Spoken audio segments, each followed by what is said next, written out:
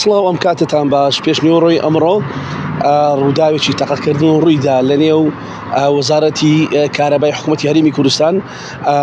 هۆکاری تاقیکردنەکەشەوە بووە بە گوێرەی زانیاریەکان کە لەلایەن فەرمانبەرێکی کوڕەوە تەقە لە کچێک دەکرێت دوای ئەوەی دەمە قاڵیان دەبێت.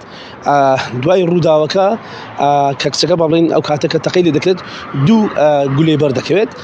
دوای ڕووداوەکە ڕاستەخۆ کچەکە دەگوازرێتەوە بۆ نەخۆشخانەی ئێمەرجنسی، بەڵام دوای مانەوەی لە نزیک دوو کاتژمێر کچەکە گیان لەدەستا و لەوێشەوە دەگوازرێتەوە پەیمانگای پزیشکی دادی.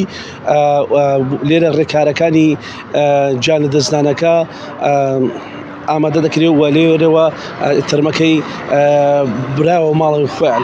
من دەبێت باسیەوە بکەم کە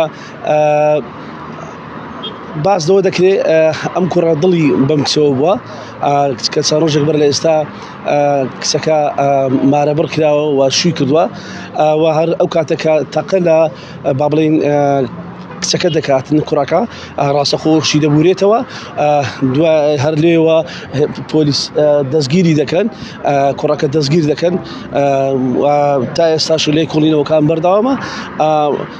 وەکو ئاماژە پێکرد سەرەتا پۆلیس باسی لێو کرد کە کچەکە لە ژیاندامەوە گیان نەداوە، بەڵام ئێمە چونێ نەخۆشخانەی ئێمەرجنسیش، بەڵام لێەوە ئەو کاتە کچەکە گیانی لەدەستا بوو گواستراوە بۆ پەیمانگای پزیشکی دادی.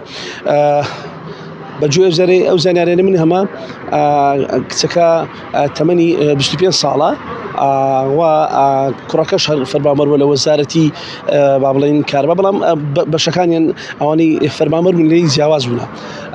پێش تاقیکردنەکەش دیارە کوڕەکە دەمەقاڵی لەگەڵ کچەکە کردووە. ئێستا پۆلیس لە لێکۆڵینەوەدایە لەوەی کە چۆن ئەم کوڕە چەکی بردوتە ناو وەزارەت و با بڵێن لە پرزگەی وەزارەت هەستیان پێکردوە چەکی پێوە یاخود نا. ئەمە دەگەڕێتەوە بۆ لێکۆڵینەوەکان و دەبێت ئاماژە بۆش بکەم کە باز جگە لە ئەوەی کە کوڕەکە دڵی بە کچەکە بووە، باز لەوە دەکەن کە پەیوەندیی سۆزداری لە نێوانیاندا هەبوو. هەر بە گوێرەی زانیاریەکانی ئێمە باز ڕەنگە تەرمی کچەکە لە گۆڕستانی شێخ ئەحمەد بە خاک بسپێرێت.